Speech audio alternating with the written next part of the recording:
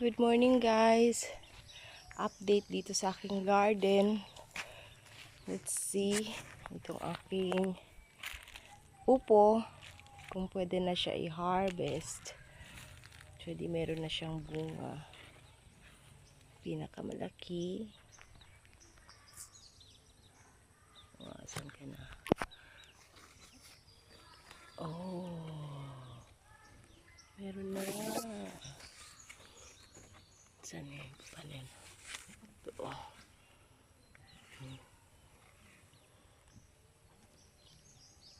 2 days pa guys bago natin to siya ma-harvest. So meron na tayong isang ma-harvest sa ating garden na upo. Tapos yun ang aking gabi, ang aking alugbati, at dito naman ang aking, ayun ang aking mga manok.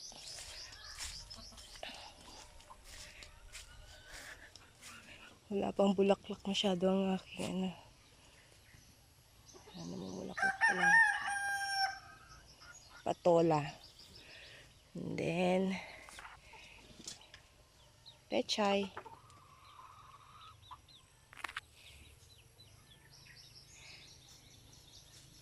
That's it guys. Update sa aking garden.